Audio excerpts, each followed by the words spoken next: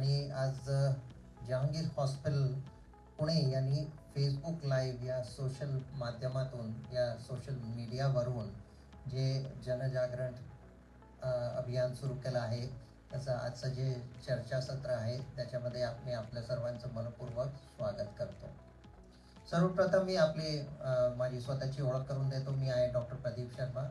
मी Jehangir hospital इथे senior consultant laparoscopic आणि colorectal surgeon आहे आणि त्याचबरोबर association of colon and rectal surgeon of India ही जी राष्ट्रीय संस्था आहे त्याचं मी प्रेसिडेंट आहे, राष्ट्रीय अध्यक्ष आहे. आजच्या गप्पांमध्ये भाग घेणार आहेत माझ्याबरोबर माझे दोन ज्येष्ठ सहकारी. माझ्या उजव्या बाजूला आहेत डॉक्टर संजय साळुंखे. डॉक्टर संजय साळुंखे हे सिनियर मेडिकल गॅस्ट्रोएंटरोलॉजिस्ट व एंडोस्कोपिस्ट आहे आणि फिजिओलॉजी ऑफ कोलॉन आणि anal canal and whole of the gastrointestinal tract या विषयांमध्ये म्हणजे जे मोटिलिटीचे प्रॉब्लेम असतात, जे आतडीच्या आकुंचन प्रसरणामध्ये जे प्रॉब्लेम्स येतात त्याचा जो विषय आहे त्याच्यामध्ये त्यांचं विशेष प्रावीण्य आहे किंवा that is the core areas of interest. त्यांच्या उजव्या बाजूला आहेत माझे दुसरे सहकारी मित्र डॉक्टर प्रतीक सेठिया. ते सुद्धा मेडिकल गॅस्ट्रोएंटरोलॉजिस्ट आहेत, एंडोस्कोपिस्ट आहेत आणि त्यांचं विशेष प्रावीण्य आहे इंटरव्हेन्शनल गॅस्ट्रोएंटरोलॉजीमध्ये. म्हणजे दुर्बिणीद्वारे त्या वेगवेगळ्या तपासण्या केल्या जातात, वेगवेगळे उपचार केले जातात, वेगवेगळ्या शस्त्रक्रिया केल्या जातात. तर त्याच्याबद्दल त्यांना विशेष प्रावीण्य आहे आणि त्यांचा विशेष हातखंडा आहे. तर मित्रांनो, आज आपण विषय जो निवडला आहे तो खूप कॉमन विषय आहे आणि सर्वसामान्य लोकांमध्ये त्याचं प्रमाण खूप जास्त प्रमाणात दिसून येतं आणि तो विषय आम्ही जो निवडला आहे तो आहे बद्धकोष्ठता किंवा कॉन्स्टिपेशन. आता कॉन्स्टिपेशन ही खूप कॉमन तक्रार आहे आणि मला वाटतं आपण आता कॉन्स्टिपेशन हे शब्दच वापरूया, कारण मला वाटतं सगळेजण या आजाराला, या तक्रारीला कॉन्स्टिपेशन म्हणून ओळखतात. त्याला मराठीमध्ये बद्धकोष्ठता किंवा कोठा जड असणे किंवा हिंदीमध्ये कब्जियत सुद्धा म्हणतात. पण आपण या पूर्ण चर्चासत्रात आपण कॉन्स्टिपेशन हे शब्द वापरूया, कारण मला वाटतं सगळेजण या शब्दाचा अर्थ ते समजतात. तर ही तसं बघितलं तर ही तक्रार खूप लोकांमध्ये दिसून येते. साधारणतः तसं पुस्तकांप्रमाणे साधारणतः 10 ते 15% जगांमध्ये लोक त्यांना कॉन्स्टिपेशन असतं. पण मला असं वाटतं की याच्यापेक्षा नक्कीच जास्त याचं प्रमाण असणार आहे, कारण जे काही आहे ते टिप ऑफ द आईसबर्ग आहे. आपण ज्या पेशंटना ट्रीटमेंट देतो ते फक्त त्याच्यातलं अल्प प्रमाण असतं, कारण जास्त करून हे पेशंट स्वतःहून औषधं घेत असतात, काही घरगुती उपचार करत असतात आणि प्रत्येकजण काही डॉक्टरांकडे येत नाही. त्यामुळे मला वाटतं की हे प्रमाण नक्कीच 15 ते 20% जास्त, ते साधारणतः 35 ते 40% असण्याची शक्यता आहे. तर ही तक्रार खूप लोकांमध्ये सापडते. म्हणूनच आम्ही हा विचार केला की याच्यावर आपण एक चर्चासत्र ठेवूया आणि त्याच्यामध्ये लोकांना, जनरल पीपलला, जनरल पब्लिकला याच्याबद्दल माहिती देऊया आणि त्यांच्या काही शंका असतील तर या कार्यक्रमाच्या शेवटी आपण त्यांची प्रश्नांची उत्तरं, माझे दोन्ही सहकारी आहेत त्यांच्या सहाय्याने मी त्या प्रश्नांची उत्तरं देण्याचा प्रयत्न करणार. तर आपण या चर्चासत्राला सुरुवात करूया. तर सर्वप्रथम मी डॉक्टर सेठिया यांना विचारेन की कॉन्स्टिपेशन किंवा बद्धकोष्ठता म्हणजे नेमकं काय, कारण लोकांच्या वेगवेगळ्या कल्पना असतात. काही लोकांना पोट फुगला की त्यांना कॉन्स्टिपेशन वाटतं, काही लोकांना संडास कडक झाली तर कॉन्स्टिपेशन वाटतं. म्हणजे ऍक्च्युअली कॉन्स्टिपेशन काय आहे, म्हणजे लोकांनी केव्हा समजून घ्यावं की त्यांना कॉन्स्टिपेशन आहे. सरासरी म्हटलं असं तर कॉन्स्टिपेशन हा जो डेफिनेशनचा पार्ट बघितला किंवा मग कॉन्स्टिपेशन नेमकं काय आहे, तर साध्या सोप्या मराठी भाषेत म्हटलं तर टॉयलेटला किंवा शौचालयाला अपूर्ण होणे आणि व्यवस्थितपणे न होणे आणि टॉयलेट शौचालयाला कडक होणे, याला असं कॉन्स्टिपेशन असं साधारणपणे म्हणता येईल. पण भरपूर सोसायटीज, अमेरिकन, ब्रिटिश, युरोपियन, भारतातल्याही काही संस्थांनी कॉन्स्टिपेशनला थोडासा वेगळा अर्थ पण दिलेला आहे. असं म्हटलं जातं पाश्चात्य देशांप्रमाणे की ज्यांना आठवड्यातून 3 वेळेपेक्षा कमी स्टूल्स टॉयलेटला जावं लागतं त्यांना कदाचित कॉन्स्टिपेशन होतं. पण तेव्हा साधारणपणे पाश्चात्य देशांमधलं आहे, कारण त्यांचं फॅट इनटेक आणि त्यांचं डाएट थोडंसं हेवी असतं. त्यामुळे तो जो डेफिनेशन आहे तो भारतीयांना शक्यतो लागू होत नाही. सरासरी साधारणपणे सर्व भारतीयांना 1 ते 2 वेळेस जावं लागतं, कारण आपलं फायबर इंटेक बऱ्यापैकी चांगलं असतं. मग वीट आपलं मेन आहे आणि भाज्या पालेभाज्या आपण वगैरे सगळं व्यवस्थित खातो, त्यामुळे फायबर इंटेक आपला चांगला आहे. एवढं खाऊन आणि नॉर्मल जेवणामध्ये भारतीयांना जर दिवसातून किंवा 2 दिवसातून जर एखादा दिवस जावं लागत असेल तर त्यांना आपण असं म्हणू शकतो की त्यांना कॉन्स्टिपेशन आहे. आता कॉन्स्टिपेशनचे भरपूर प्रकार आहेत. त्यांना आपण स्लो ट्रान्झिट म्हणू शकतो किंवा भरपूर कारणं असू शकतात. आपण पुढे चर्चा करू शकतो. जर एखादा रुग्ण समजा शौचेला जात असेल आणि त्याला जर असं वाटत असेल की आपल्याला पूर्ण शौच झाली नाही, अर्ध्या तासाने परत तो शौचेला जातो, परत अर्ध्या तासाने शौचेला जातो, परत 1 तासाने शौचेला जातो, दुपारी परत जातो, याला आपण कॉन्स्टिपेशन म्हणाल का? सर, खूप चांगला प्रश्न विचारला आहे आणि हा मात्र प्रश्न सगळ्यांच्याच पाण्यामध्ये असणार आहे. तर कॉन्स्टिपेशन याला म्हणणं थोडंसं अवघड जाईल, कारण कॉन्स्टिपेशनचा पूर्णतः अर्थ आहे यामध्ये पूर्णपणे समावेश होत नाही. याला आम्ही इनकम्प्लीट इव्हॅक्युएशन थोडक्यात म्हणायचं म्हटलं तर साधारणपणे थोडी टॉयलेट किंवा शौचालय थोड्या वेळाने जावं लागेल, त्याला इनकम्प्लीट इव्हॅक्युएशन ऑफ बॉवेल असं आम्ही म्हणतो. पण त्यालाच कॉन्स्टिपेशन म्हणता येईल का? थोडंसं अवघड आहे. त्याचे भरपूर कारणं असू शकतात. म्हणजे थोड्या वेळाने जाणे पण टॉयलेट नॉर्मल होणे, म्हणजे याचा अर्थ असा आहे की त्यांना टॉयलेट होते पण त्यांना पूर्णपणे न झाल्यासारखं वाटतं. त्याला कॉन्स्टिपेशन हा शब्द वापरणं थोडंसं मुश्किल होईल. Okay, right. तर हे आपल्याला खूप त्यांनी चांगली माहिती दिली डॉक्टर सेठी यांनी. अजून मला आता विचारायचं की आता कुठलाही आजार असेल तर त्याला प्रत्येक काहीतरी कारणं असतात कुठल्याही आजाराला. तर आपण आता जर कॉन्स्टिपेशन आहे तर त्याची कारणं काय ते आपण जाणून घेऊया डॉक्टर साळुंखे यांच्याकडून. म्हणजे आपल्याला जर माहीत असेल की ही त्याची कारणं आहे तर आपण ते प्रतिबंधित करू शकतो किंवा प्रिव्हेंट करू शकतो. तर डॉक्टर साळुंखे यांना मी विचारेन की कॉन्स्टिपेशनची मुख्यतः कारणं काय आहेत?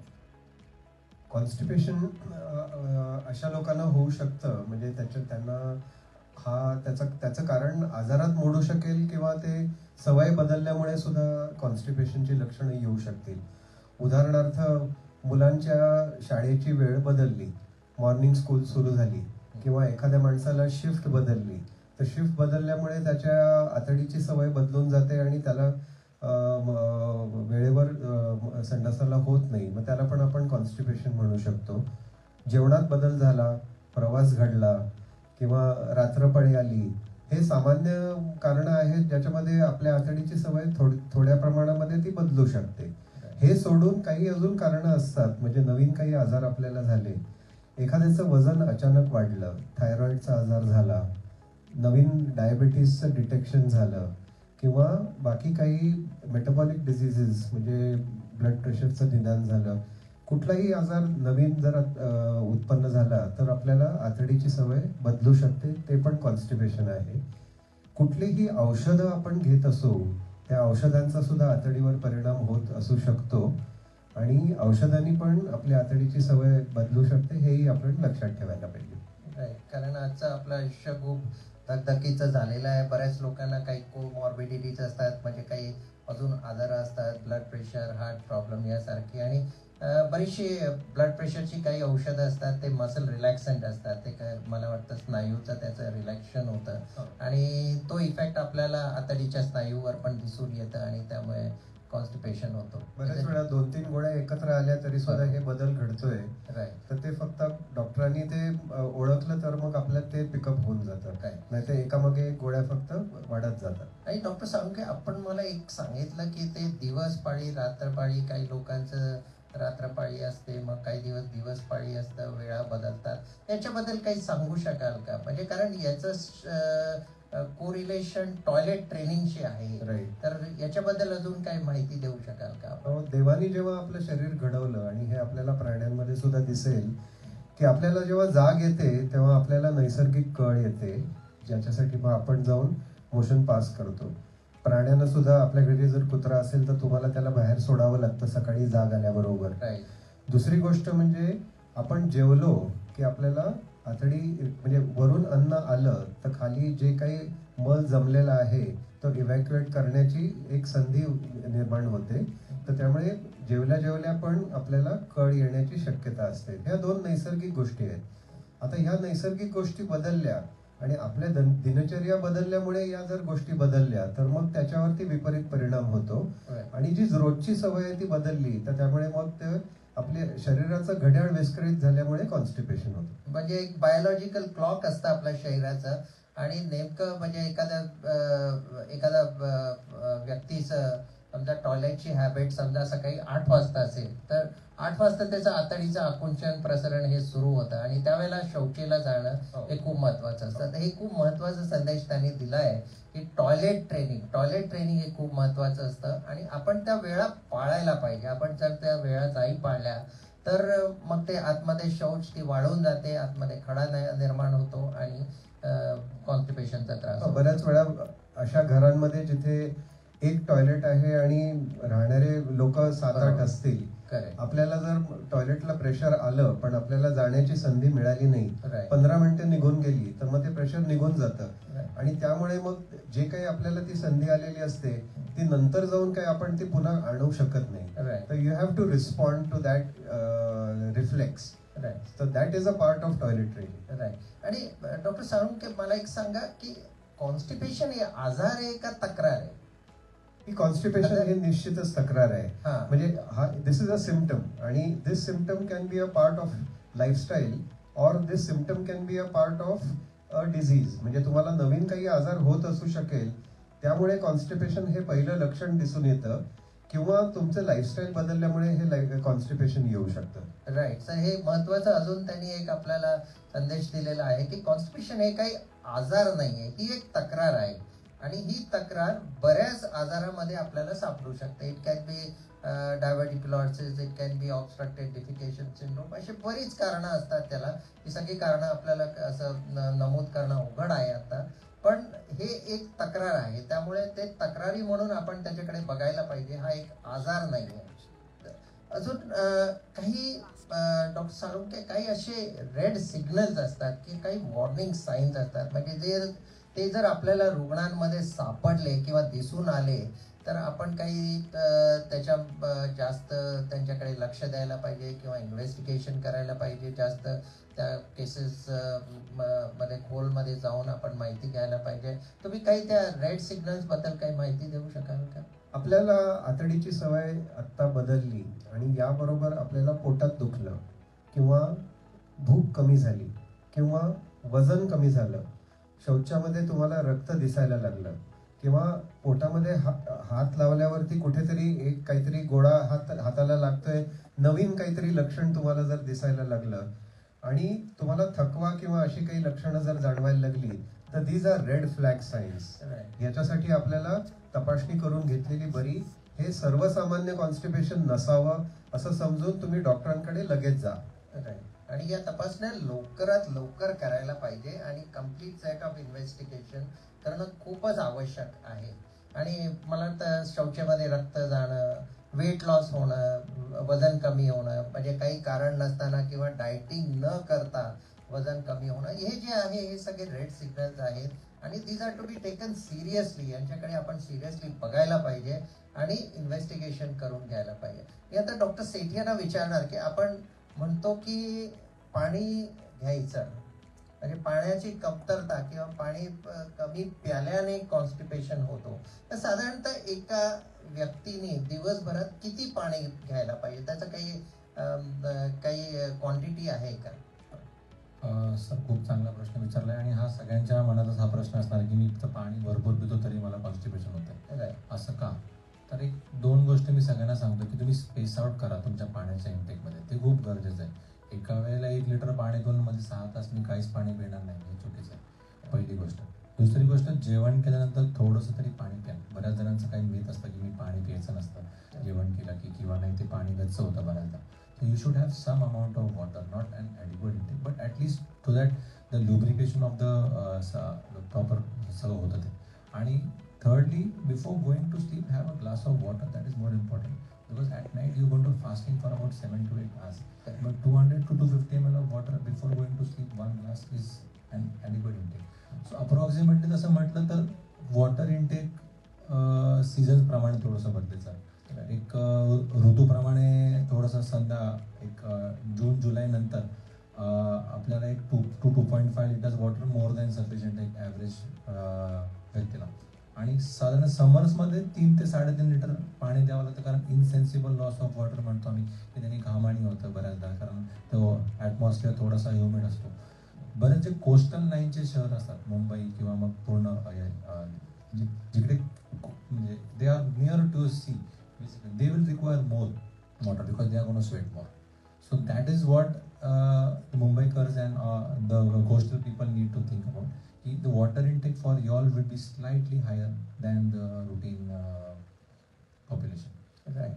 कारण हे पाणी एकच कारण नाही, त्याला अजून बरीच कारण आहे. कारण काही रुग्ण असतात ते आमच्याकडे येतात आणि म्हणतात, डॉक्टर मी 4 लिटर पाणी पितो आणि तरी मला खूप कडक संडास होते. तर ते त्याच्यामध्ये काही फायबर वगैरे असं काही कारण असू शकेल का डॉक्टर सेठिया? बऱ्याचदा असं असतं की जेव्हा जेवणामध्ये आपल्या बऱ्याचदा फॅटी मील असं बऱ्याचदा असतं, त्यामुळे फायबर इंटेक हा नॉर्मल डाएटमध्ये थोडासा तरी घ्यावा. That is what is required. Boiled salad is an intake which can be taken in the morning. आणि घरगुती उपायांमध्ये म्हटलं तर यू हॅव अ वॉक और you walk around after your food और बिफोर युअर फूड और इन द मॉर्निंग आज. So साधारणपणे 30 to 45 minutes of daily exercise is what is required. बरोबर. Your body should be in motion. You should have a little bit of physical exercise. Not lot. Elderly साठी ते possible होत नाही बऱ्याचदा, पण तरी साधारणपणे मला असं वाटतं की you should have at least 30 minutes of walk. It can be a slow walk, it can be a moderate walk, but at least walk or exercise or at least go for a swim so that your body is in motion and your intestine will have then a little bit of more contractions. So yeah, दैनंदिन stressful लाईफस्टाईलमध्ये basically what everyone is forgetting is just running about. सगळेजण फक्त पळतायत कामामागे, पण स्वतःसाठी आणि शरीरासाठी कोण पळत नाही किंवा कोण हे करत नाही. That is what everyone is thinking. मला कॉन्स्टिपेशन होतं आहे, मला जॉब नवीन झाला की सरांनी असं एकदम नमूद केलं की लाईफस्टाईल बदलली की कॉन्स्टिपेशन झालं. तर तो एक खूप महत्त्वाचा भाग आहे की तुम्ही तुमच्या जीवनामध्ये तो पॉईंट ओळखून घ्या, खूप महत्त्वाचं आहे. राईट. तर हे खूप महत्त्वाचा त्यांनी संदेश दिलाय. आणि आता मी डॉक्टर साळुंखे यांना विचारणं, एक टॉयलेट ट्रेनिंग हा काय प्रकार का? आता तुम्ही जसं सांगितलं की कधी कधी मुंबईसारख्या ठिकाणी किंवा मोठ्या शहराच्या ठिकाणी घरात खूप 8-10 माणसं असतात, पण टॉयलेट एकच असतं, त्यामुळे प्रत्येकजण त्यावेळेला टॉयलेट वापरू शकत नाही. पण त्याचबरोबर त्याचं ऑपोजिट स्पेक्ट्रम जे आहे त्याच्या विरुद्ध दिशेला बघितलं तर ॲफ्लुएन्सी वाढत चालली आहे. लोकांकडे 3-3, 4-4 टॉयलेट्स असतात, कमोड्स असतात आणि खूप लक्झुरियस टॉयलेट्स असतात. आणि मग ते मोबाईल घेऊन जातात, न्यूजपेपर घेऊन जातात, पुस्तक घेऊन जातात, मॅगझिन घेऊन जातात आणि त्या कमोडवर बसून 1-1 तास ते सगळे व्हॉट्सॲप, पुस्तकं वाचणं, न्यूजपेपर वाचणं हे करत असतात. हे योग्य आहे का? त्याच्याबद्दल काय सांगाल आपण? So toilet training is important. आणि लहान मुलांमध्ये बहुतेक हे पहिली गोष्ट आपण करतो आणि नंतर आपण मोठं झाल्यावर सगळं ते विसरून जातो. आता एक थोडक्यात संदेश याचा अर्थ असा की भारतीय कमोड जो होता तो आता बरोबर बहुतेक परत कार्यरत होणार आहे, कारण ती पोझिशन जी आहे squatting position, that is the best to pass motions असं आता दिसून येत आहे. आणि पाश्चात्य देशांमध्ये आजकाल असं सुचवलं जातं की तुम्ही कमोड वापरत असताना तुमच्या दोन्ही पायाखाली 6-6 इंचाचं एक स्टूल ठेवलं म्हणजे तुमचे गुडघे वर आले आणि तुम्ही थोडंसं समोर वाकून जर समजा योग्य प्रमाणात प्रेशर दिलं तर नॅचरल रिफ्लेक्सला ते खूप चांगलं आहे आणि त्याच्याने टॉयलेट होण्याला एक सुलभ हे मिळतो. तर म्हणजे पहिली गोष्ट म्हणजे तुम्हाला कळ आली की तुम्ही जाळल्या पाहिजे. You have to respond to the reflex. You have to take the proper position. म्हणजे गुडघे थोडेसे वर असले तर उलट चांगलं. तुमचा कमोड थोडा खाली असला तर अतिउत्तम आहे. आणि पोटापासून प्रेशर देऊन आपल्याला टॉयलेट करण्याची एक सवय लागली तर मग जी काही क्रिया आहे ती पटकन 2 ते 5 मिनिटांमध्ये आपण ती उरकू शकतो आणि त्यानंतर तुम्हाला तिथे थांबायची काहीच गरज राहत नाही. आणि अजून एक म्हटलं जातं की आपण फायबर बद्दल बरंच काही बोलतो की जेवणामध्ये फायबर असायला पाहिजे वगैरे, किंवा तंतुमय पदार्थ पदार्थ असायला पाहिजे. फायबर म्हणजे नेमकं काय? थोडक्यात दोन प्रकारचे फायबर असतात. एक म्हणजे इनसॉल्युबल फायबर. ते इनसॉल्युबल फायबर आपल्याला धान्यामधून मिळतं. म्हणजे गहू, ज्वारी हे जे आपल्या जेवणामध्ये असतं, आपण जर कणिक पाहिलं, ते जर चाळलेलं असलं तर त्यातनं आपण फायबर काढून टाकतो. त्यामुळे तुमचे तुम्ही धान्य आणा, तुम्ही ते दळून घ्या आणि न चाळता ते वापरा, म्हणजे त्याच्यामध्ये तुम्हाला फायबर जास्त मिळेल. आणि ह्याचं तुम्ही जेवण तयार केलं तर त्या जेवणामध्ये फायबरचं प्रमाण योग्य सापडणार. या विरुद्ध लोक हेही म्हणतात की आपण सॅलड आणि फळं खावी, तर हे दिस इज सॉल्युबल फायबर.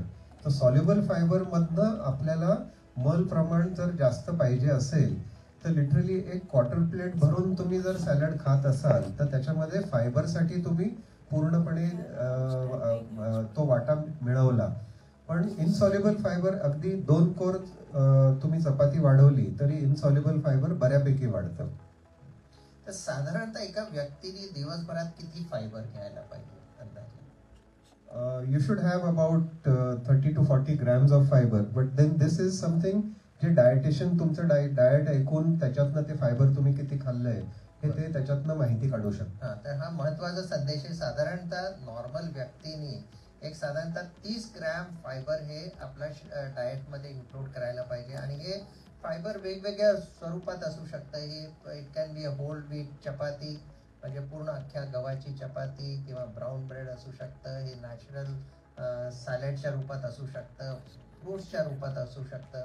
आणि natural fibre is always better than artificial fibre. काही आर्टिफिशियल फायबर सुद्धा बाजारात उपलब्ध असतात, पण ह्या नॅचरल फायबर हे नेहमी आर्टिफिशियल फायबरपेक्षा चांगलं असतात. फळभाज्या आहेत, पालेभाज्या आहेत, या सगळ्या आपण आपल्या डाएटमध्ये रोज इनकॉर्पोरेट करायला पाहिजे आणि त्यामुळे आपण ते कॉन्स्टिपेशन अवॉइड करू शकतो. आता डॉक्टर साळुंखे, एक मला अजून सांगा की सध्या हे प्रोबायोटिक वगैरेचा खूप फॅड असतो आणि बाजारात खूप टाईपचे असे प्रोबायोटिक ड्रिंक्स मिळतात, छोटे छोटे पॅकेट्स मिळतात आणि लोकांना ती सवय असते दिवसातून 3 ते 4 असे ते घ्यायची. तर त्याच्याबद्दल प्रोबायोटिक्स बद्दल काय म्हणाल आपण? आपलं जे पचन होतं ते सगळं लहान आतडीत होतं आणि आपल्या आतड्यांमध्ये बऱ्यापैकी बॅक्टेरिया जे आहेत ते लहान आतडीमध्ये पचनाला उपयोगी जे बॅक्टेरिया आहेत ते सर्व लहान आतडीमध्ये असतात. बऱ्यापैकी बॅक्टेरिया मोठ्या आतडीत सुद्धा असतात. काही लोक माझं पोट फुगतंय आणि मला ते क्लिअर करता येत नाही, याला ते चुकून कॉन्स्टिपेशन हे नाव देतात. आणि त्यांची अपेक्षा ही असते की माझं पोट साफ झालं तर माझं पोट फुगणं म्हणजे ब्लोटिंग थांबेल. तर ते ब्लोटिंग कमी करण्यासाठी प्रोबायोटिक्स तुम्हाला नक्की उपयोगाचे आहेत. पण प्रोबायोटिक घेतल्यामुळे तुमचं पोट साफ होणार नाही, त्याच्यानी तुमचं ब्लोटिंग कमी होईल, म्हणजे तुमची मूळ तक्रार जाईल. राईट. आणि हे प्रोबायोटिक म्हणजे ते बाजारात जे मिळतात जे खूप कॉस्टली असतात तेच घेणं आवश्यक आहे का काही नॅचरल प्रोबायोटिक्स पण असतात? आपल्या पारंपरिक जीवनामध्ये आपण दही खातो. तर जे काही आपण म्हणजे आपल्या आजीने जे आपल्याला शिकवलंय की दही लावलेलं जे असतं याचा अर्थ दूध पचून गेलेलं असतं आणि ते बिकॉज ऑफ यीस्ट ते दही पूर्ण पचलेलं आहे आणि त्याच्यात अधिक यीस्ट सुद्धा आहे. तर ते प्रोबायोटिक जे आहे ते यीस्ट आहे. तर तुम्ही आत्ता लावलेलं जे दही आहे ते तुम्ही ताजं खाल्लं तर त्याच्यातनं तुम्हाला प्रोबायोटिक आणि पचलेलं दूध दोन्ही मिळतं. दही लावून तुम्ही फ्रीज मध्ये टाकलं की हळूहळू त्याच्यातलं प्रोबायोटिक तत्व कमी होऊ शकतं आणि मग ते तुम्हाला पचलेलं दूध म्हणून जीवनाला चांगलं आहे, प्रोबायोटिकचा जो अंश आहे तो थोडासा कमी झालेला आहे हे आपल्याला लक्षात घ्यायला पाहिजे. त्यामुळे फ्रीज मधनं कुठलीही गोष्ट काढली तर त्याच्यातलं प्रोबायोटिकपणा कमी असेल. आणि त्याचबरोबर मला वाटतं दह्याबरोबर आपल्याला कॅल्शियम सुद्धा मिळतं आणि बाकीचे व्हायटमिन सुद्धा. बाकी ते तुम्हाला त्याच्यासाठी पचनाला चांगलंच, पोटासाठी चांगलंच. तर that is the added advantage. Plus ते I think it is economical also. ते सर्वसामान्य माणूस ते अफोर्ड करू शकतो. तर आता मला डॉक्टर सेठी यांना विचारायचं आहे की आता काही तक्रार म्हटली किंवा कुठली आजार म्हटलं की त्याच्याबरोबर निदान आलंच आणि निदान आपण कधी करू शकतो जेव्हा आपण काही तपासण्या करतो. तर कॉन्स्टिपेशन या आजारासाठी आपण कुठल्या तपासण्या आपण रुग्णात सांगणार ते? सगळ्यात महत्त्वाचं म्हणजे काही कॉन्स्टिपेशनची कारणं मेडिकलने असू शकतात किंवा काही कोलॉनच्या आतनं असू शकतात. तर मेडिकल कॉजेस म्हणजे काही आजारांमध्ये तुम्हाला कॉन्स्टिपेशन झाले ते मूळतः ओळखणं खूप गरजेचं आहे, की मूळतः ज्यांना थायरॉइड असतं किंवा मूळतः त्यांना डायबिटीज न्यू ऑनसेट झालेला असतो किंवा त्यांना काही जणांना शरीरातले लेड लेवल्स थोडेसे वाढलेले असतात किंवा काही जणांना दैनंदिन जीवनात अल्सर झालेले असतात. तर त्यांच्या अनुषंगाने आपण त्या तपासण्या करणं गरजेचं आहे. तर बेसिक तपासण्या ब्लडच्या त्या करणं गरजेचं आहे. साधारणपणे हिमोग्लोबिन किती आहे, कमी आहे का, साधारणपणे लिव्हर फंक्शन टेस्ट कशा आहेत, थायरॉइडची तपासणी केलेली आहे का, काही इन्फेक्शनचे मार्कर्स आहेत का की त्याच्यामुळे तुम्हाला इन्फेक्शन होतं किंवा काही आतड्यांचे आजार आहेत की जेणेकरून तुम्हाला असा त्रास होतो. ते बेसिक ब्लडचे वर्कअप असतात आणि त्यांना मी करायला लावतो की ज्यांना कॉन्स्टिपेशन खूप दिवसांपासून आहे, असं 1 महिन्याचं कॉन्स्टिपेशन किंवा 15 दिवसांमध्ये त्यांना त्रास होतोय किंवा पोट फुगतोय, ह्यांच्यासाठी मी लगेच काही तपासण्या करणार नाही. त्यामुळे required investigation and the required person, that is more important. ते महत्वाचं आहे. आणि मग नंतर आपण एंडोस्कोपीचा भाग त्याच्यामध्ये येतो की जेणेकरून एंडोस्कोपीमध्ये आपल्याला काय कळतं की जेणेकरून एंडोस्कोपीचे काय कारण असतात कॉन्स्टिपेशन. एक परवा एक पेशंट आलो, त्यांना अल्सर्स होते आतड्यांमध्ये, त्यांना टीबी निघाली. तर त्या टीबी मुळे पण कॉन्स्टिपेशन बऱ्याच जण होतं की त्यांना टॉयलेट बद्दल होतच नाही, त्यांना असं नेहमी टॉयलेट कडकच होते. तर काही जणांना आतड्यांचे आजार असतात, काही जणांना वेगवेगळ्या प्रकारचे आजार असतात. तर त्या एंडोस्कोपीद्वारे त्याचं निदान करणं गरजेचं असतं. त्यामुळे एंडोस्कोपी हा भाग त्याच्यामधला डायग्नोसिस हा भाग आला. आणि मूळतः काही कॅन्सर किंवा काही गाठ तर नाही आहे जेणेकरून तुमचं फिकल ऑब्स्ट्रक्शन होते, ते बघणं गरजेचं असतं. साधारणपणे 60-65च्या वर साधारणपणे जर रेड फ्लॅग सरांनी जर सांगितलं की तुमच्या टॉयलेटमध्ये रक्त जात आहे किंवा change in Calibri of stool, त्याला आम्ही म्हणतो की ज्यांना आधी टॉयलेट कडक होत होती, चांगली होत होती, नॉर्मल, आणि अचानकपणे एकदमच बारीक बारीक व्हायला लागले, लेंड्या यायला लागले, तर ते ओळखणं खूप गरजेचं आहे. कारण it is creating a obstruction आणि त्याच्यामुळे ते त्याचा पॅसेज जो येतो तो स्मॉल होतोय आणि त्याच्यामुळे तुमचा कॅलिबर चेंज होतो. That is also one of the important thing की we have to analyse that symptom and then for colonoscopy. So ideally for a screening colonoscopy, त्याला आम्ही म्हणतो की मोर दॅन 60-65 इयर्स आहे त्यांना करणं, आणि कॉन्स्टिपेशन न्यू ऑनसेट आहे तर त्यांनामध्ये बेसिकली कोलोनोस्कोपी करणं गरजेचं आहे. राईट. तर ते कोलोनोस्कोपीचं महत्त्व त्यांनी सांगितलं आणि कोलोनोस्कोपी करायला पाहिजे. आणि विशेषतः ज्या लोकांमध्ये रेड सिग्नल्स आहेत किंवा वॉर्निंग सिग्नल्स आहेत त्यांच्यामध्ये तर ही खूपच आवश्यक आहे. आणि त्याचबरोबर मला वाटतं ज्या लोकांना हेरिडिटरी कॅन्सर्स आहेत, म्हणजे एकाच परिवारातल्या कुटुंबातल्या 2-3 मेंबर्सना समजा काही कॅन्सर झालं असेल तर त्यांच्यामध्ये बाकीच्या मेंबर्सनी कोलोनोस्कोपी करणं मला वाटतं खूपच आवश्यक खूप गरजेचं आहे. साधारणपणे स्क्रीनिंग त्याला म्हणतो मी 20 to 25 years before that mother और father had got a cancer. साधारणपणे त्यांच्या आईच्या किंवा वडिलांना 60ला जर कॅन्सर डिटेल असेल तर साधारण 30 ते 35ला त्यांची स्क्रीनिंग कोलोनोस्कोपी आणि एव्हरी 5 इयरली ते केलं पाहिजे. कारण ते खूप गरजेचं आहे. आणि बेसिक म्हणजे साधारण टॉयलेट तपासायला देणे, साधे त्याच्यात जर रक्त किंवा त्याच्यात काही जर पू वगैरे असेल तर ते तपासून घेणे ते खूप महत्त्वाचं आहे. त्याला आम्ही ऑकल्ट ब्लड असं म्हणतो. जर ते पॉझिटिव्ह असेल किंवा ते असेल तर त्याच्या पुढे आपल्याला वयोमानाने एंडोस्कोपी करायची का, काय करायचं का, ते आपल्याला बघणं गरजेचं आहे. परत सरनी जसं सांगितलं, सर मोटिलिटी विभागाचे आहेत आणि सर पण सांगतील की मॅनोमेट्रिकचा काय रोल आहे त्याच्यामध्ये, तर तो पण एक खूप महत्त्वाचा रोल आहे. सर त्याच्याबद्दल बोलतील आपण. राईट. तर ही खूप महत्त्वाची माहिती दिली की जेव्हा कॉन्स्टिपेशन असतं तेव्हा रक्ताच्या तपासण्या करून डायबिटीज, थायरॉइड, लिव्हर डिसीज यासारखे आजार रूल आउट करणे, एंडोस्कोपी करणे, स्टूल एक्झामिनेशन ही अत्यंत सोपी तपासणी आहे पण अनफॉर्च्युनेटली बऱ्याच वेळेला ही होत नाही किंवा कधी कधी रुग्ण ते लाजे खातर किंवा स्पेसिमेन कलेक्शनचे जे प्रॉब्लेम्स असतात की मी ते सॅम्पल कसं कलेक्ट करणार किंवा जे कमोड सिस्टम असतं, कमोड सिस्टममध्ये स्टूलचं सॅम्पल्स कलेक्ट करणं हे खूप अवघड असतं. या गोष्टीमुळे ही स्टूल एक्झामिनेशनची खूप सोपी तपासणी आणि ज्याच्यातून बरीचशी आपल्याला माहिती मिळू शकते ऑकल्ट ब्लड वगैरे सारखं, तर ती तपासणी केली जात नाही. तर ही तपासणी करणं खूप आवश्यक आहे, डॉक्टर सेठी यांनी आपल्याला सांगितलेलं आहे. तर आता आपण बघितलं की बद्धकोष्ठता किंवा कॉन्स्टिपेशन हे कधी कधी आतडीची जी शिथिलता होते त्या आतडीचं आकुंचन प्रसरण व्यवस्थित होत नसल्यामुळे सुद्धा ही तक्रार होते. तर याच्या निदानासाठी आपण काय करू शकाल डॉक्टर सालोंके? त्यांचं फिजिओलॉजीमध्ये खूप त्यांना रस आहे, कोर ऑफ इंटरेस्टचे कोर एरिया आहेत, त्यामुळे डॉक्टर सालोंके याच्याबद्दल काय माहिती देऊ शकाल आपण? आपल्याला आता ह्याच्यातनं असं लक्षात आलं असेल की कॉन्स्टिपेशन म्हणजे आतडीचा वेग कमी झालेला असू शकेल. मग वेग मोजता येतो का?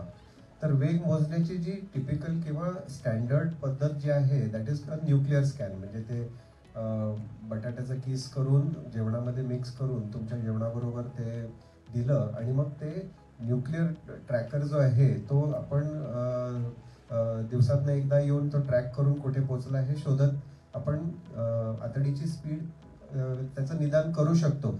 पण हे थोडं किचकट आहे. त्याच्यापेक्षा खूप सोपी पद्धत आहे. आम्ही एक काही कॅप्सूल देतो तुम्हाला. त्या कॅप्सूलमध्ये मार्कर्स असतात आणि तुम्ही ते जेवणाबरोबर घेतले की दुसऱ्या दिवशी सकाळी आणि एक दिवस त्याच्या पुढे नुसता एक्सरे काढायचा आणि त्याचा फोटो काढून आम्हाला पाठवला की आम्हाला कळतं की हे सगळे जे मार्कर आहेत हे नॉर्मल माणसांमध्ये लगेच ओटीपोटात पोचलेले दिसतात. याचा अर्थ तुमचं कोलॉन ट्रान्झिट नॉर्मल आहे. पण ते पोचले नाहीत आणि कुठेतरी अडलेले असतील आणि जर डॉक्टर सेठी यांनी ऑलरेडी ती कोलोनोस्कोपी करून दाखवलं असेल की कुठे वाटेत अडथळा नाहीये, मग याचा अर्थ ती आतडी शिथिल आहे आणि त्यामुळे त्याला कोलॉन ट्रान्झिट टाइम अशी ती टेस्ट म्हटली जाते. आणि कोलॉन ट्रान्झिट टाइम मधनं आपल्याला कळतं आतडीचा वेग नॉर्मल आहे, शिथिल आहे का खाली जाऊन मल सगळा थांबतोय पण बाहेर यायलाच मागत नाहीये. त्याला आम्ही डिससिनर्जिक डिफिकेशन असं म्हणतो. तर डॉक्टर साळुंखे मला सांगा की आतडीची जी शिथिलता असते त्याची मुख्य कारणं काय आहेत? What are the main causes of this colonic inertia? आतडीची शिथिलता अशामुळे येऊ शकते की तुम्हाला म्हणजे सर्वसामान्यतः तुम्हाला दुसरा कुठला तरी अजून मेटाबॉलिक प्रॉब्लेम असू शकतो. सगळ्यात मोठं उदाहरण म्हणजे डायबिटीज. तुमचं डायबिटीज जर समजा व्यवस्थित कंट्रोलमध्ये ठेवलेलं नसेल आणि बरेच वर्ष त्याची ही तक्रार तुमची कंट्रोलमध्ये नसली तर मग ते आयुष्यभरासाठी ते एक तुम्हाला मग मागे लागून राहतं. कारण जी नर्व सप्लाय आहे आतडीची ती झिजते आणि त्यामुळे मग आतडी शिथिल व्हायला लागते आणि मग कॉन्स्टिपेशन तुमच्याबरोबर कायमचं होऊन जातं. ज्या लोकांना खूप दिवस आणि खूप वर्षानुवर्ष जे लॅक्झेटिव्ह घेत असतात, स्ट्रॉंग लॅक्झेटिव्ह घेत असतात, त्या लोकांमध्ये कोलॉनिक इनर्शिया होतो का? 2 प्रकारचे पोट साफ करायची औषधं असतात. नेहमी डॉक्टर सवय न लागणारी औषधं देतात कारण तुम्ही ती औषधं कित्येक वर्ष त्याच डोसमध्ये कायम घेऊ शकता. पण बाजारात बरीच औषधं अशी मिळतात जी तुम्ही आज घेतली 1 चमच्याने तुम्हाला पोट साफ होतंय, वर्ष गेलं 2 चमचे लागायला लागले, अजून वेळ गेला 4 चमचे लागायला लागले. तर याचा अर्थ ह्या औषधांनी तुम्हाला आतडीला सवय लागते आणि तुम्हाला काही कारणास्तव ते औषध जर मिळालं नाही मग तुमची आतडी काम करायला बंदच करते. तर हे म्हणजे this is called dependence on the medicine. म्हणजे एक प्रकारचं ऍडिक्शन होऊन जातं त्यांच्या बॉडीला आणि त्यासाठी गरज नसताना कुठलंही लॅक्झेटिव्ह जास्त दिवस आणि जास्त प्रमाणात हे घेणं हे आरोग्यासाठी हानिकारक सुद्धा असू शकतं. आणि हे लक्षात ठेवायला पाहिजे कारण लोकांच्या मनात ही कल्पना असते की जर आपला कोठा स्वच्छ नाही झाला, आतडी स्वच्छ नाही झाली तर त्यामुळे निरनिराळे आजार होतात आणि मग ते रोज त्यांना सवय लागून जाते आणि हळूहळू त्यांना त्या औषधाची मात्रा पण वाढवावी लागते. त्यामुळे ज्या लोकांना हे त्रास आहे त्यांनी याच्यावर खूप लक्ष द्यायला पाहिजे. आता तुम्ही अजून एक सांगितलं की कधी कधी हे मल एकतर म्हणजे मोठ्या आतडीतून पुढे जात नाही, ज्याला आपण कोलॉनिक इनर्शिया असं म्हणतो, आणि कधी कधी मल शौच खाली येते, पेरिनियम पर्यंत येते, खाली शौचाच्या जागेपर्यंत येते पण बाहेर येत नाही, ज्याला आपण ऑब्स्ट्रक्शन डिफिकेशन सिंड्रोम असा आजार म्हणतो. तर ते डायग्नोज करण्यासाठी आपण काय करतो? आता असा विचार करा, काही स्कॅन वगैरे काही आहे का? असा विचार करा, मी एक उदाहरण देतो की आई नुकतीच तिची डिलिव्हरी झालेली आहे, खाली टाके पडलेले आहेत, पेन होत आहे आणि पेन होत असल्यामुळे आता तिला प्रॉब्लेम हा येतो की नैसर्गिक तिची जी सवय आहे ती प्रेशर आल्यावरती कळ घेणं, पण पेन होत असल्यामुळे तिला ते पेन होऊ द्यायचं नसल्यामुळे ती अडवायचा प्रयत्न करते. तर यामध्ये काय होतं की आपल्या आतडीची सवय बदलायला लागते. म्हणजे आपण पूर्णपणे मोकळ्या मनाने प्रेशर देत नाही आणि उलट अडवण्याची एक वृत्ती आपल्या सवयीमध्ये घडत जाते आणि त्यामुळे वरून आपण प्रेशर देतोय पण खालून आपण अडवतोय. तर ह्याचं निदान करण्यासाठी आम्ही एनोरेक्टल मॅनोमेट्री म्हणून एक टेस्ट करतो ज्याच्यामध्ये सगळ्या मसल्सचं प्रेशर आम्हाला कळतं की कुठे कोणाचं चुकतंय. अजून एक उदाहरण म्हणजे की ज्या लोकांना हार्ट अटॅक आलेला असतो कार्डिओलॉजिस्ट सांगतो घरी जाऊन जोर करायचा नाही, किंवा पोटाचं ऑपरेशन झालंय, टाक्यांवर प्रेशर येईल, तुम्ही जोर द्यायचा नाही. तर खालून अडवणं ह्यामुळे सुद्धा कॉन्स्टिपेशन होतं, वरून न ढकलणं ह्याच्यामुळे सुद्धा कॉन्स्टिपेशन होतं. तर एनोरेक्टल मॅनोमेट्रीमध्ये आम्ही हे बरोबर निदान करून सांगू शकतो की तुम्ही वरून ढकलत नाही आहात किंवा खालून चुकून अडवताय, आणि त्यामुळे तुमचं फक्त व्यायाम करून तुमचं कॉन्स्टिपेशन बरं करण्याची ही संधी या तपासणीद्वारे आम्ही देतो. म्हणजे ते एक प्रकारची फिजिओथेरपी झाली. म्हणजे जे पेरिनियमचे किंवा खालच्या जागेचे, शौचेच्या जागेचे जे मसल्स आहेत त्यांना परत आपण रिट्रेनिंग करतो. त्यांना एक प्रकारची फिजिओथेरपी देतो, ज्याला आपण बायोफीडबॅक मेकॅनिझम म्हणतो. आणि ही आपल्याला जे मॅनोमेट्रीचे जे इक्विपमेंट असतात त्याच्यावरती करता येतं. तर हे खूप महत्वाची त्यांनी आपल्याला माहिती दिली आहे. आणि MRI डिफिकोग्राफी म्हणून एक जी तपासणी आहे त्याच्याबद्दल काही सांगू शकाल का आपण? कधी म्हणजे खालचे जे स्नायू आहेत त्या स्नायूंना काही कारणास्तव जर धक्का लागलेला असेल, पुन्हा डिलिव्हरीमध्ये आईचं बाळ खूप मोठं होतं, डोकं मोठं होतं, किंवा बेबीचं वजन खूप जास्त होतं, तर नॉर्मल डिलिव्हरीच्या वेळेला बरीच इजा झाली, लाईक फोर्सेप्स लावायला लागले, खूप मोठे टाके पडायला लागले, असं जर व्हायला लागलं तर मग त्या वेळेला जे झालेली इजा असते काही दिवस ती आई निभावून देते तिची तब्येत चांगली असताना, पण जसं वय वाढत जातं, मेनोपॉज येतो, त्यावेळेला हे वीकनेस पुन्हा प्रकट होण्याची शक्यता असते आणि मग ते मसल्स खूप असे स्थूळ होऊन जातात. तर ते निदान करण्यासाठी MRI केला तर त्या MRI मध्ये पोट साफ होताना आपण प्रेशर देतो तेव्हा दिसतं की ते मसल्स फुगतायत आणि त्यांच्यामध्ये फिजिकल डिफेक्ट आहे. तर तो डिटेक्ट करण्यासाठी हे MRI डिफिकोग्राफी ही खूप उपयोगी तपासणी पडते. आणि बऱ्याच वेळेला जेव्हा प्रोलॉंग लेबर असतं, म्हणजे बरेच डिलिव्हरीला खूप वेळ लागतो आणि खूप आईला जोर द्यावा लागतो, अशा वेळेला ते स्नायू शिथिल होऊन कधी कधी गर्भाशयाची पिशवी खाली सरकायला लागते, ज्याला युट्राईन प्रोलॅप्स म्हणतो, किंवा कधी कधी शौचेची जागा सुद्धा खाली येते, ज्याला रेक्टल प्रोलॅप्स म्हणतो, किंवा लघवीचं ब्लॅडर आहे ते खाली येतं, त्याला सिस्टोसील म्हणतो. अख्खा पेल्विक फ्लोअरचा तो प्रॉब्लेम होऊन जातो. कधी POP म्हणजे पेल्विक ऑर्गन प्रोलॅप्स, म्हणजे तिन्ही हे जे कंपार्टमेंट आहेत तिन्ही खाली येतात. तर हे तिन्ही खाली आलेले आहेत का नाही आणि त्याचा एकमेकाशी काय संबंध, कारण हे तिन्ही अव्यय असे सुट्टे नसतात, ते एकमेकाशी चिकटलेले आहेत. तर जेव्हा एक कंपार्टमेंट खाली येतो तेव्हा त्याच्या शेजारचा दुसरा कंपार्टमेंट पण खाली येण्याची शक्यता ही खूप जास्त प्रमाणात असते. आणि या गोष्टी ज्या प्रोलॅप्सच्या गोष्टी आहेत या आपण MRI डिफिकोग्राफीवर त्याचं निदान करू शकतो, कारण दिस इज अ फंक्शनल इमेजिंग. त्याच्यामध्ये आपण औषध घालतो आणि पेशंटला त्या स्ट्रेन करायला सांगतो, जसं ते शौचेच्या वेळेला ते जोर देतात, जसं जोर द्यायला आपण लावतो, आणि त्याच्यामुळे आपल्याला एक प्रकारचं व्हिडिओ इमेज मिळतं, म्हणजे फंक्शनल इमेजिंग मिळतं, आणि त्याच्यावर आपल्याला ॲक्युरेट निदान करता येतं की हे युनि कंपार्टमेंटल प्रोलॅप्स आहे, बाय कंपार्टमेंट का ट्राय कंपार्टमेंट प्रोलॅप्स आहे, आणि त्याप्रमाणे मग आपण त्याचा उपचार करू शकतो. आता डॉक्टर सेठी, आपल्याला मी विचारेन की आता कुठलाही आजार म्हटल्यावर त्याच्यावर औषधोपचार आला असतो, कुठलाही आजार म्हणून त्याला आपल्याला औषधोपचार द्यावा लागतो रुग्णास वगैरे. तर सपोज आपल्याकडे एखादा पेशंट कॉन्स्टिपेशन घेऊन आला तर आपण त्याला काय, म्हणजे एक तर तुम्ही सांगितलं की जीवनशैलीमध्ये बदल करायचं, इनफ अमाऊंट ऑफ फ्लुइड घ्यायचे, लिक्विड्स घ्यायचे, पाण्याचं प्रमाण योग्य ठेवायचं, तंतुमय पदार्थ, टॉयलेट ट्रेनिंग वगैरे या गोष्टी आपण जीवनशैलीतले जे बदल आहेत त्याच्याबद्दल आपण बोललेलो आहे. तर बाकी औषधांबद्दल काय सांगाल आपण? कुठली औषधं आपण देऊ शकतो, कुठल्या प्रकारची औषधं आहेत बाजारात, आणि कुठली जास्त सुरक्षित आहेत पेशंटसाठी? सगळ्यात महत्त्वाचं म्हटलं तर कॉन्स्टिपेशन हा कुठल्या प्रकारचा आहे त्या अनुषंगाने मी आधी ट्रीटमेंट सुरुवात करेल. म्हणजे त्या अनुषंगाने सगळ्यात पहिले इम्पॉर्टंट त्यांना तुम्ही सांगितल्याप्रमाणे लाईफस्टाईल चेंज करायला सांगणार आहे, वॉकिंग करायला सांगणार आहे, आणि काही ड्रग्ज आहेत की त्यांना मी लॉंग टर्म मला देता येईल असं मी काही सुरुवात करतो. तर सगळ्यात महत्त्वाचं म्हणजे मी पेशंटचं फायबर कंटेंट थोडंसं वाढवायचा प्रयत्न करतो. बोथ सरांनी जसं सांगितलं की इनसोल्युबल आणि सोल्युबल फायबर ते आपल्या शरीरामध्ये व्यवस्थित जात आहे का, ते एक तर मी त्याची पूर्णपणे जाणून घेऊ शकतो. आणि त्याच्यानंतर जर ते प्रमाण थोडंसं कमी असेल तर त्याला मी बल्क लॅक्झेट असं म्हणतो, किंवा मग त्याला स्टूल फॉर्मिंग एजंट, स्टॉफ असं त्याला म्हणतो. तर ते देता येईल का, तर मी ते त्याच्याने आधी सुरुवात करतो. सगळ्यात महत्त्वाचं म्हटलं तर इसबगोल हा एक आपल्या मेडिकल ह्याच्यामध्ये खूप महत्त्वाचा ड्रग आहे. वर्षानुवर्ष तो इसबगोल आपण वापरत आहोत. आपल्या आधीच्या पूर्वजांनी सुद्धा वापरलेला आहे आणि आम्ही सुद्धा वापरतो.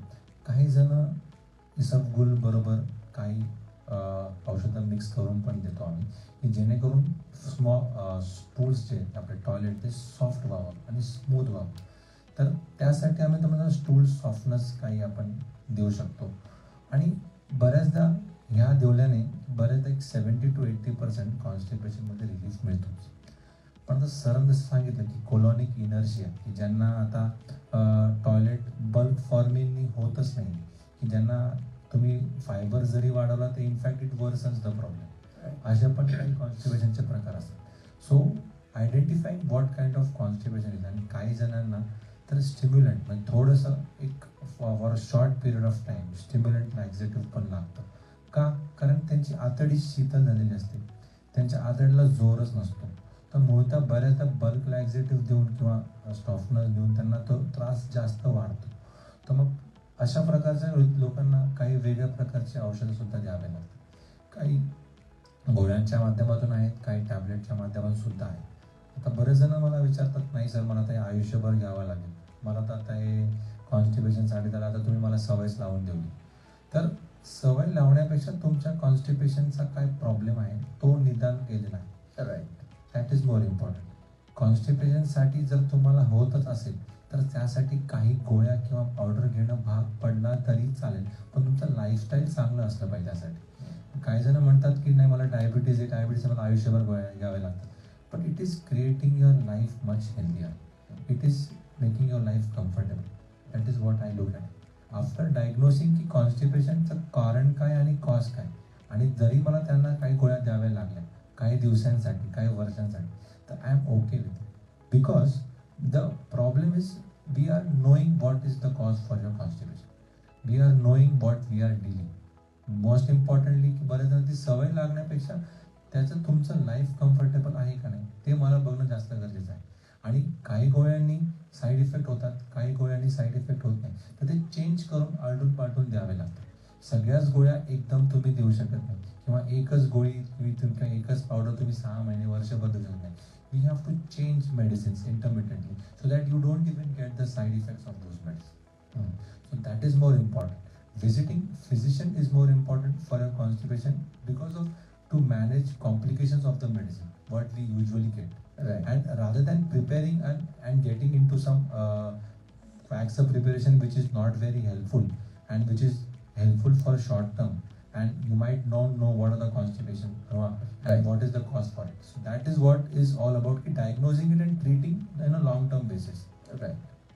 म्हणजे ते महत्वाचं त्यांनी माहिती दिली की कॉन्स्टिपेशन हा आजार नाही, ही एक तक्रार आहे आणि त्या तक्रारीची फक्त ट्रीटमेंट करून नाही चालणार. आपल्याला जे त्याच्या मुळाशी जे आजार आहे त्याच्याकडे आपण बघायला पाहिजे आणि त्याची योग्य आपण ट्रीटमेंट करायला पाहिजे, तरच आपल्याला लॉंग टर्म रिलीफ मिळेल. फक्त तक्रारीची आपण ट्रीटमेंट केली तर that would be short term relief, आणि आपल्याला मुख्य आजार जो आहे तो आपण ट्रीट करायला पाहिजे. डॉक्टर साळुंखे, आपण तुम्ही जर म्हणाल की मला मुख्य आजारच नाहीये हो आणि माझं कॉन्स्टिपेशन आहे आणि मी खूप गोळ्या खातोय, 5 किलो वजन कमी करून बघा, आपोआप तुम्ही बरे व्हाल. तुम्हाला Right. लक्षात आले नसेल की तुमचं हळूहळू वजन वाढलंय Correct. आणि त्यामुळे तुम्हाला हे लक्षण आलंय, हे नंतर जाऊन तुम्हाला दुसरे आजार होणार आहेत त्याचं एक पहिलं लक्षण आहे. बरोबर. तर त्यामुळे you look at your lifestyle. बरोबर. आणि डॉक्टर सेठियात या लॅक्झेटिव्ह लॉंग टर्म घेण्याचे काय दुष्परिणाम? कारण लोक म्हणतात की नाही मी वर्षानुवर्ष घेतोय मला काहीच प्रॉब्लेम होत नाही, याचे काय दुष्परिणाम होतात? दोन प्रकारचे असतात. एक तर कोलॉनिक जे काही डिस्टर्बन्सेस असतात inertia. त्याच्यामुळे आपण काही गोळ्या घेतो, त्याला आम्ही स्टिम्युलंट लॅक्झेटिव्ह म्हणतो. त्याच्यामुळे आपल्याला आतड्यांना बऱ्याचदा आतमध्ये प्रेशरने देऊन देऊन आतड्यांना आतमधून सुचतात आणि कधी आतमधून ब्लिडिंग पण होऊ शकतो. राईट. फर्स्ट फॉर्म मध्ये त्याला आम्ही म्हणतो की मेलॅनोसिस कोला डेव्हलप होतो, की Right. जेणेकरून की स्टिम्युलंट लॅक्झेटिव्ह होतं. पण त्याचा म्हणजे नेक्स्ट स्टेज मध्ये म्हटलं की तिकडनं ब्लिडिंग पण होतं. बऱ्याचदा टिश्यू आणि कॉलॉनीचा आपण सारखं मोटर फोर्स देण्यासारखं म्हणतो की एखाद्या घोड्याला जर सारखा चाबूक मारला तर तर सारखं तो चाबूक मारून मारून शेवटी तो पण घोडा दमूनही जातो. दमून जातो. तर चाबूक किती मारायचा आणि किती वेळ मारायचा हे खूप गरजेचं आहे. किती वेळ मारायचा आणि किती दिवसानंतर मारायचा हे खूप गरजेचं आहे.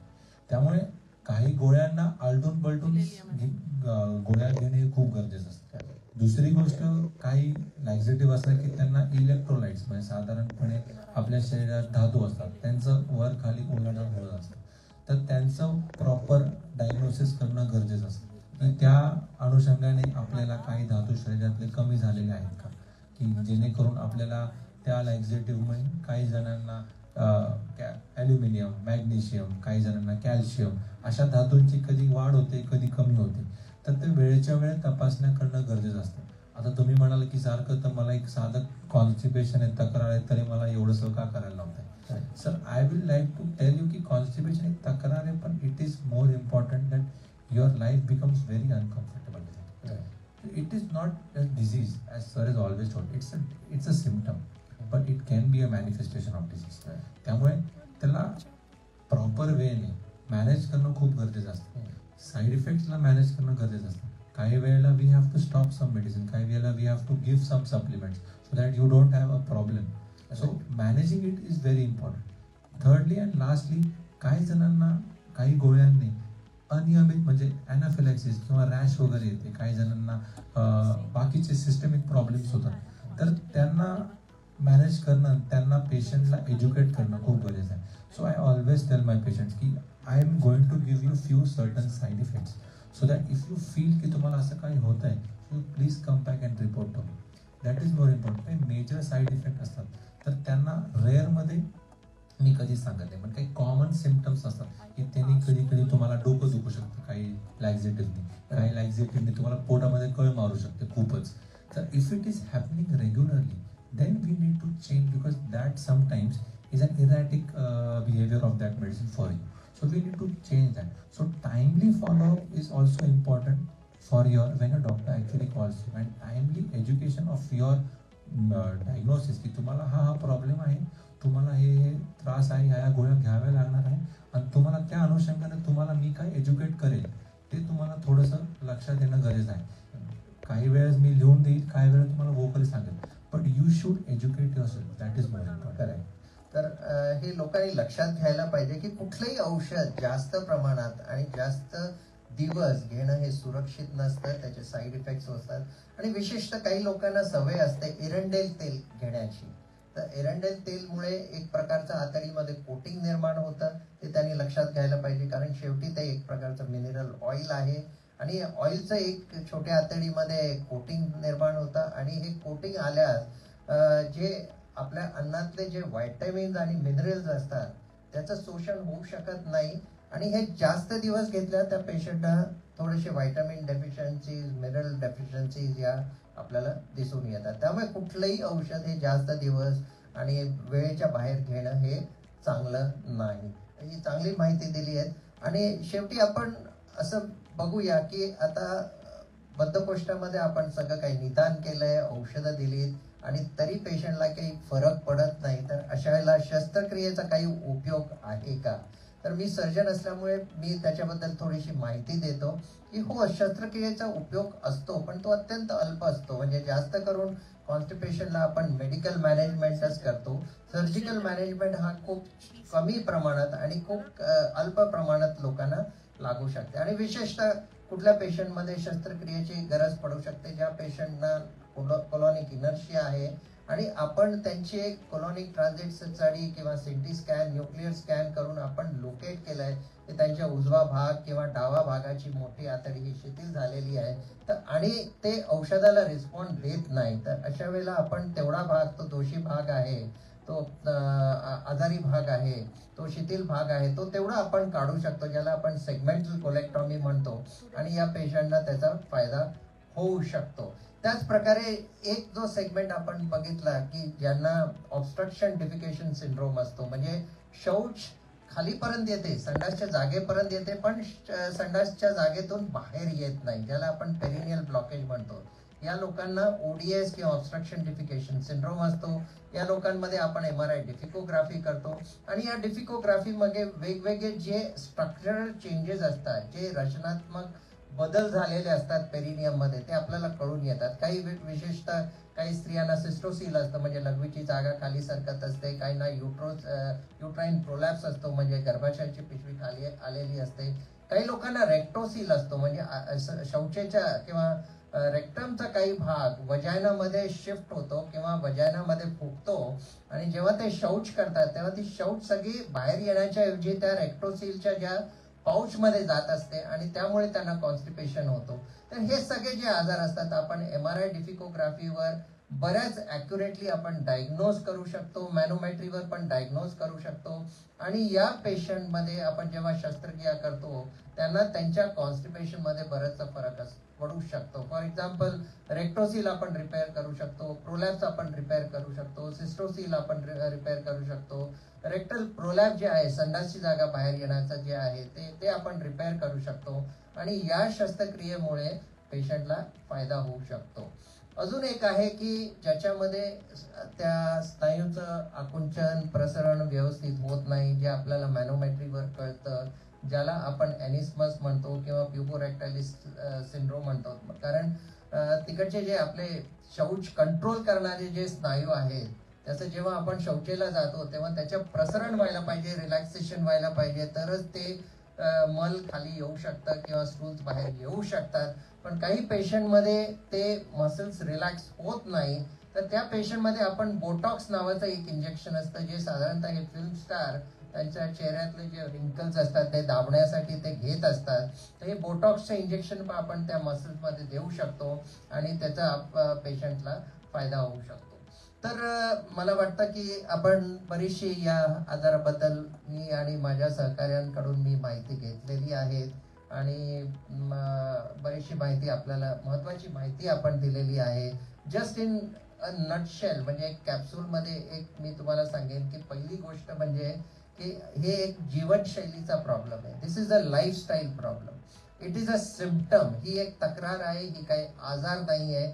आणि ज्या पेशंटमध्ये वॉर्निंग सिग्नल असतील किंवा रेड सिग्नल असतील त्यांनी जरूर डॉक्टरांकडे यायचं, आणि लवकरात लवकर सगळे इन्व्हेस्टिगेशन करून घ्यायचे. त्या इन्व्हेस्टिगेशन प्रमाणे त्यांना आपण औषधं देतो. औषधाचा आणि जीवनशैली इम्प्रूव्ह करून त्याच्यामध्ये बदल करून बऱ्याच लोकांना त्याचा फायदा होऊ शकतो, आणि अत्यंत अल्प लोकांना ज्यांच्यामध्ये स्ट्रक्चरल प्रॉब्लेम्स असतात त्या लोकांमध्ये शस्त्रक्रियेचा फायदा होऊ शकतो. तर याचबरोबर मला वाटतं की आपण बरीचशी माहिती घेतलेली आहे. या चर्चासत्राच्या शेवटी आपण पोहोचलो आहोत, आणि आपल्या मनात काही प्रश्न असतील, काही आपल्या शंका असतील तर आपण जर दिल्या असतील तर आम्ही त्या मी आणि माझे सहकारी आपण त्याचं निसरण करूया. तर पहिली तक्रार आमच्या एका श्रोत्यांनी पाठवलेली आहे. Can constipation be hereditary and how to manage? Doctor Salunkhe, हे अनुवांशिक असू शकतं का? तुमची राहणीमान आणि जर खाणं हे एकाच पद्धतीने जर तुम्ही पाळलं, आणि तुमच्या आई वडिलांनी जे काही सवयी होत्या त्याच तुम्ही जर पाळल्या, तर त्यांना झालेले जे काही कॉन्स्टिपेशनची लक्षणं आहेत ती तुम्हाला होऊ शकतात. तर तुम्ही ते ओळखायला पाहिजे, किंवा तो गायडन्स डॉक्टर देतात, आणि मग ही गोष्ट काही अनुवंशिक राहत नाही. There is no such a thing as hereditary constipation. It is just a lifestyle transferred. म्हणजे जीन्स मध्ये काही दोष नसतो कॉन्स्टिपेशन मध्ये, अनलेस अंटिल काही न्यूरोलॉजिकल प्रॉब्लेम त्यांना आहे, मल्टिपल स्क्लेरोसिस वगैरे त्या टाईपचं, किंवा Hirschsprung disease, adult Hirschsprung disease वगैरे त्या टाईपचं असेल तर ते जेनेटिक असू शकतं. पण साधारणतः कॉन्स्टिपेशन हे जेनेटिक नसतं, हेरिडिटी नसतं, आणि ते त्या घरातले प्रत्येक कुटुंबातले प्रत्येक सदस्य साधारणतः तेच अन्न खात असतात, आणि त्यांची जीवनशैली बऱ्यापैकी सारखी असते, म्हणून ते कॉन्स्टिपेशन होतं. आणि याच्यामध्ये जीवनशैली किंवा आहारात बदल करून खूप फायदा पोहोचू शकतो. दुसरा एक प्रश्न आमच्या श्रोत्यांनी पाठवलेला आहे डॉक्टर सेठिया यांच्यासाठी. My mother faces constipation every time she eats well. What can be done? Every time she eats well म्हणजे त्या चांगलं अन्न घेऊन सुद्धा त्यांना कॉन्स्टिपेशन होतं. मुळता काय खाल्लंय त्याच्यावर खूप महत्वाचं आहे, आणि कुठल्या वेळेला खाल्लंय हे खूप महत्वाचं आहे. काही जणांना भरपेट आणि भरपूर खाऊन ब्लोटिंग होतं आणि ते ब्लोटिंगच्या माध्यमातून त्यांना सांगतात की त्यांना ते कॉन्स्टिपेशन होतं. आतड्यांना तेवढी सवय झालेली नसते की तेवढं डायजेशन कॅपॅसिटी नसते त्या वयात, त्यामुळे मग त्यांना कदाचित त्या वेळेला असं वाटत असेल. So it is not a constipation, it is like की दॅट पॉईंटमध्ये त्यांना तो प्रॉब्लेम झालेला आहे. आणि तो जर प्रॉब्लेम नॉर्मल डाएटनी पण जर होत असेल तर definitely we need to look it. Eat well म्हणजे भरपूर खाणं हे योग्य खाणं नाही. भरपूर खाण्यात आणि योग्य खाण्यात खूप फरक आहे. भरपूर खाणं म्हणजे तुम्ही भरपूर मिठाई खा, फरसाण खा, पोट भरेपर्यंत खा, ते भरपूर खाणं झालं. आणि योग्य खाणं म्हणजे तुम्ही पोळी भाजी, सॅलड, फ्रुट्स आणि enough amount of water, adequate amount of water, हे योग्य खाणं असलं. हा बदल लोकांनी लक्षात घ्यायला पाहिजे. आमच्या एका श्रोत्याने विचारलंय की long standing H pylori, doctor Salunke, long standing H pylori positive ammonia breath test is indicative of low lingering infection. Can clean large intestine after colonoscopy finding and USG finding of small intestine full of gas corroborate with the above hypothesis? H pylori हा जो विषाणू आहे हा जठरात राहतो. जठराच्या खाली त्याचं वास्तव्य नाही. आणि कॉन्स्टिपेशनचे जे लक्षण आहे हे जास्त करून मोठ्या आतडीचं आहे. 15 फूट ह्यांच्यामध्ये फरक आहे. तर त्यामुळे एच पायलोरीचा आणि कॉन्स्टिपेशनचा तसा काही संबंध नाही. एच पायलोरी हे जठरमध्ये, स्टमकमध्ये इन्फेक्शन असतं. And constipation is more because of large bowel and rectum problem. हे आपण लक्षात घ्यायला पाहिजे आणि त्याच्यामध्ये फरक असतो. Right. What should be include in daily meals to avoid constipation? मला वाटतं आपण चर्चा सत्रामध्ये याच्यावर आपण डिस्कशन केलेलं आहे. If there is a existence of ulcer, can blood-based inflammatory marker like TNF alpha, IL-6 be normal? This is to rule out ulcers without painful endoscopy. Doctor Sethi, आपण काय म्हणा? नाही, आम्ही अल्सर्स जर तुम्हाला असतील त्याचं कारण अल्सरचं वेगळं असतं, त्याच्यामुळे कॉन्स्टिपेशन तुम्हाला होणार नाही. आणि अल्सर असेल हे डायग्नोज करायला एंडोस्कोपीच लागणार आहे. तुम्ही ब्लड मार्कर्स किती केले तरी त्याच्यातनं मला जर बायोप्सी घ्यायची असेल किंवा हिस्टोपॅथॉलॉजी काहीतरी सॅम्पल पाठवायचं असेल की नेमकं कारण काय अल्सरचं, बरेच कारण असतात, तर त्या कारणांसाठी मला एक एंडोस्कोपी लागेल. एंडोस्कोपी अंडर सिडेशनही होते, भूल देऊनही होते. त्यामुळे जर तुम्हाला त्याची भीती असेल तर ती आपण भूल देऊन सुद्धा करू शकतो. राईट. साधारणतः हे अल्सर्स मोठ्या आतडीमध्ये जे होतात ते इन्फ्लमेटरी बाउल डिसीज किंवा इस्चेमिक कोलायटिस या आजारांमुळे होतात. अगदी इन्फ्लमेटरी बाउल डिसीज पासून पण ते eosinophilic infiltration of the colon पासून ते पर स्मॉल कोलायटिस पासून ते पोस्ट इन्फेक्शन नंतर झालेले अल्सर, ट्युबरक्लोसिस आपल्या देशामध्ये जे खूप प्रचलित आहेत ते. अजून एक प्रश्न आहे doctor Salunke, how can constipation be diagnose in children and what can parents sick advice? एक खूप चांगला प्रश्न आहे आणि कॉमन प्रश्न आहे की लहान मुलांना खूप कॉन्स्टिपेशन होतं आणि त्याच्यासाठी पेरेंट्स काय करू शकतात? लहान मुलांमध्ये कॉन्स्टिपेशन जर झालं सर, सहसा it is not something which is serious. ही पहिली गोष्ट आहे. अगदी खूप पहिल्या वर्षाच्या म्हणजे आयुष्याच्या पहिल्या वर्षांमध्ये कॉन्स्टिपेशन असेल, अगदीच लहानपणापासूनच जर कॉन्स्टिपेशन असेल तर ते चित्र बदलतं. या मुलांना मग लवकर तपासणी करून हर्शब्रुक्स डिझीज वगैरे असे काही आजार असतात जे न्यूरोजेनिक असतात. नर्व डॅमेज अगदी नवजात शिशूमध्ये आहे तेव्हापासून आहे. पण सहसा 2 वर्षानंतर 3 वर्षानंतर शाळेत सुरू झाल्यानंतर जे कॉन्स्टिपेशन होतं, you can assume this is a lifestyle related constipation. Even these children may need some psychological counseling because of their inability to cope with the new circumstances. तर कॉन्स्टिपेशन एका बाजूला राहतं आणि त्याचं मूळ कारण सायकोलॉजिकल स्ट्रेसमुळे सुद्धा असू शकतं. त्यामुळे ह्या गोष्टी मुलांमध्ये कॉन्स्टिपेशनची कारणं म्हणजे कॉन्स्टिपेशन म्हणून प्रकट होऊ शकतात.